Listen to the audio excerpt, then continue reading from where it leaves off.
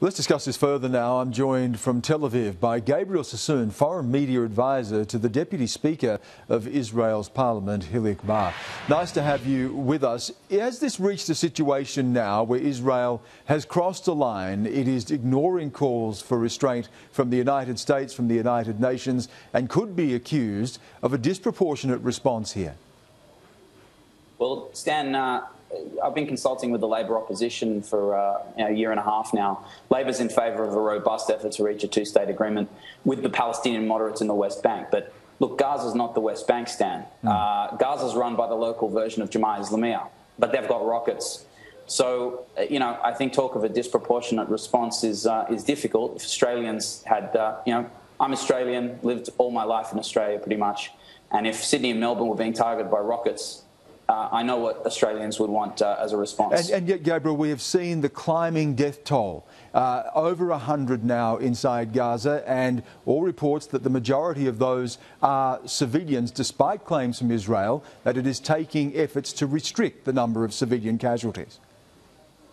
Yeah, well, I don't know if you've been getting vision of those images from Gaza hospitals, and it really is heartbreaking. I was watching them last night. It's a real tragedy.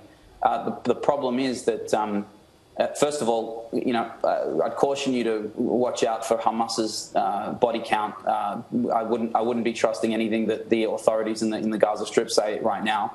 But at the same time, they've gone on record on live television and said that they want civilians to go onto rooftops whenever there's a military target being attacked.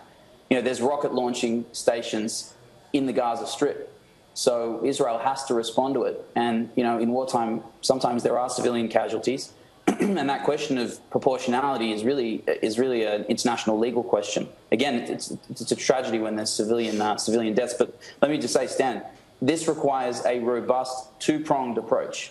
On the one hand, a negotiated two-state solution. But on the other hand, you cannot have rockets being fired at civilian population centres. It's a war crime. And yet the greatest hope for a two-state solution, one of the great advances in recent times, has been the deal between Fatah, controlling body in West Bank, and Hamas in Gaza to actually present a unified approach that gave the best opportunity to try to get talks back on track. This surely is setting back that process, isn't it? Well, I'm not a spokesman for the government. The opposition leader, who's a Labor guy, has said that he would do two things, right? Number one, he would hit Hamas hard. Israel is one of the most fractured political systems in the world, and yet it's almost united on this front. The rockets have to stop. At the same time, he said he would go to Ramallah, and I've been to Ramallah with him several times and met Mahmoud Abbas, and he's a serious man of peace. And he would negotiate, he would begin a serious negotiated solution, a two-state solution. And let me just say, Stan, this could have been solved yesterday, this conflict. It could have been solved yesterday and it could be solved tomorrow. The blueprint is there. But you can't have rockets being fired at civilian population centres.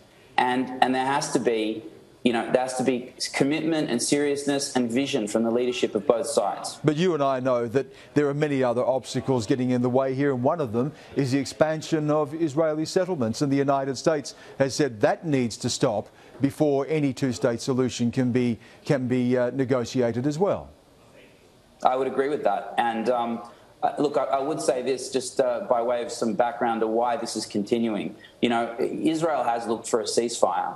Hamas won't agree to it. What they're looking for, right, when this will end is when they feel they've got a victory picture, what is called a victory picture.